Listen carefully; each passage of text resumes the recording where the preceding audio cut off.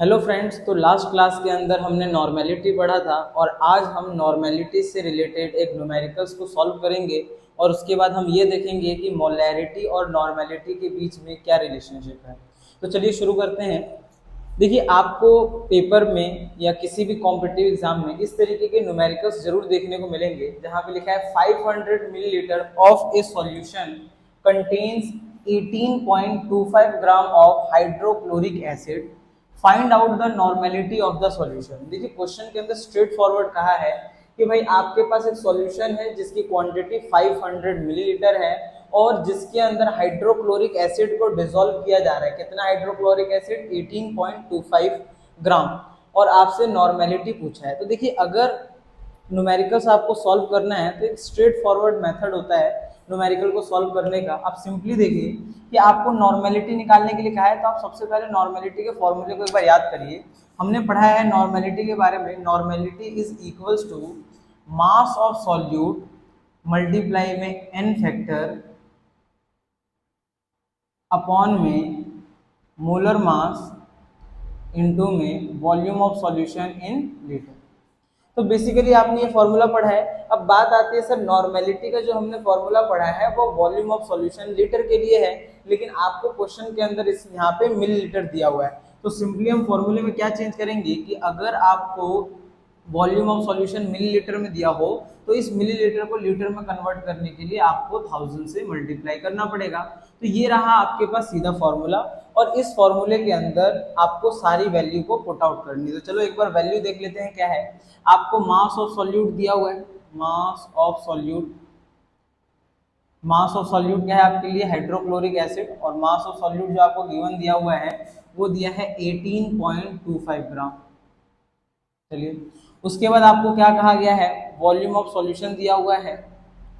Volume of solution में कुछ नहीं कर रहा हूँ, बस मैंने फॉर्मूला पढ़ा, मुझे पता चला नॉर्मेलिटी निकालना है तो मैंने नॉर्मेलिटी का फॉर्मूला लिखा और जो भी क्वेश्चन गिवन दिया हुआ है वो सारी चीज़ें मैं अपने उतार रहा हूँ। तो ये आ गया वॉल्यूम ऑफ सॉल्यूशन मिलीलीटर में, और ये आपको कितना दे रखा है? 500 मिलीलीटर।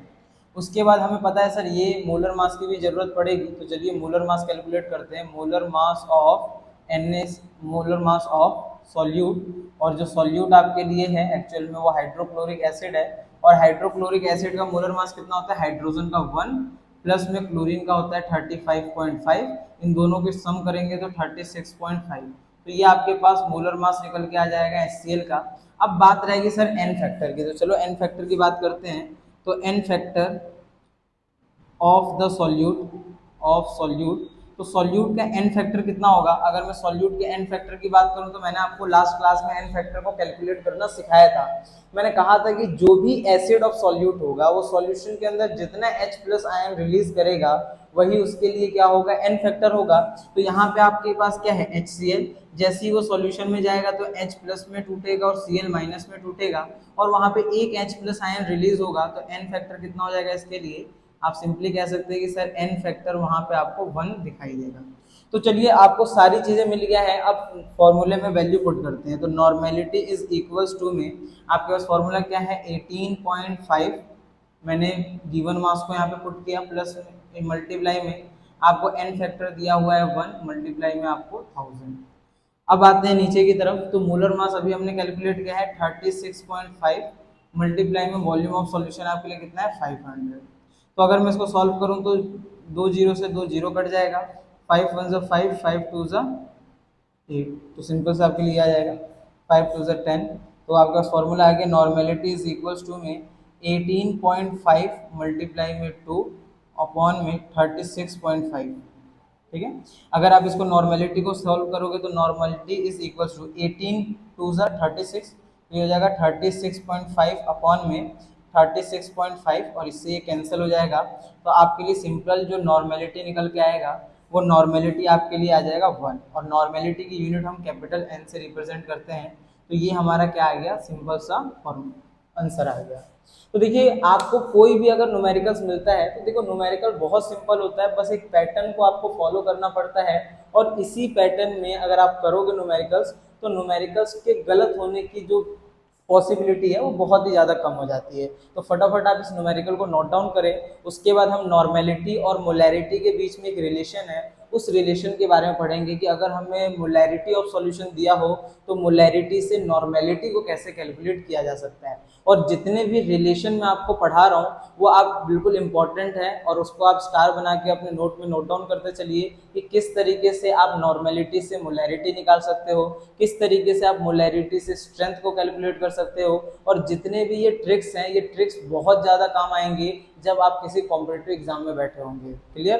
तो चलिए आप देखते हैं आपके लिए सिंपल कि आपके मोलैरिटी और नॉर्मेलिटी के बीच में क्या रिलेशन है। तो मेरे साथ लिखेंगे relation between molarity and normality. फटाफट मैं इसको रफ कर लेता हूँ।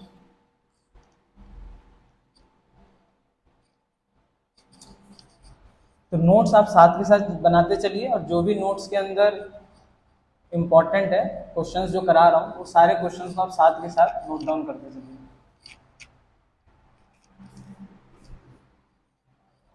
तो हेडिंग लिखेंगे रिलेशन बिटवीन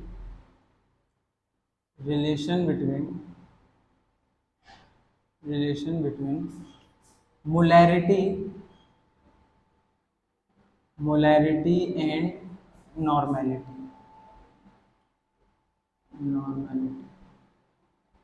देखिए इनके बीच का जो रिलेशन है वो काफी इंपॉर्टेंट रिलेशन है और ये बहुत ही आसान रिलेशन है। आप अभी पढ़ के आए हो, ध्यान से देखना कैसे आप रिलेशन क्रिएट कर सकते हो।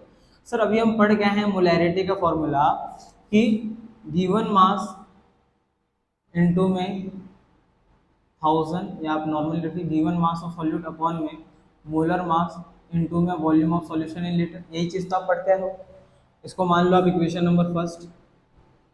और आपने नॉर्मेलिटी का फॉर्मूला पढ़ा है, नॉर्मेलिटी इज इक्वल्स टू में given mass of solute multiply में n फैक्टर अपॉन में मोलर मास इनटू में volume of solution in litre. अगर आप इस पोर्शन को ध्यान से देखते हो तो ये पोर्शन आपको किसकी याद दिला रहा है? मोलैरिटी की याद दिला रहा है। तो बस नॉर्मेलिटी और मोलैरिटी के बीच में अगर रिलेशन आ गया मोलैरिटी मल्टीप्लाई में n फैक्टर। अगर आप किसी भी n फैक्टर से मल्टीप्लाई कर देते हो मोलैरिटी को तो आपको क्या मिल जाएगा? नॉर्मेलिटी मिल जाएगा। और ये जो आपको छोटे छोटे रिलेशन दिख रहे हैं मोलैरिटी और नॉर्मेलिटी के बीच में, ये रिलेशन बहुत ज़्यादा इंपॉर्टेंट है क्योंकि क्वेश्चन में डायरेक्टली आपको पूछेगा कि find the molarity and normality. अगर आप मोलैरिटी को कैलकुलेट कर लेते हो और उसको n फैक्टर से मल्टीप्लाई कर देते हो तो आपका क्या निकल के आ जाएगा? नॉर्मेलिटी निकल कर आ जाएगा। और ये जितने भी रिलेशन हैं ये बहुत ही ज़्यादा इंपॉर्टेंट है और आप फटाफट इन रिलेशन को नोट डाउन करो। और आपको मैं अगली क्लास के अंदर इससे रिलेटेबल कुछ न्यूमेरिकल्स कराऊंगा जहाँ पे हम और भी न्यूमेरिकल्स करेंगे मोलैरिटी को कैलकुलेट करने के, नॉर्मेलिटी को कैलकुलेट करने की। और जो हमारे बचे हुए कंसंट्रेशन टर्म है जैसे फॉर्मेलिटी और पार्ट पर मिलियन ppm वाला कॉन्सेप्ट, उनको भी अगले वीडियोस के अंदर हम कवर करने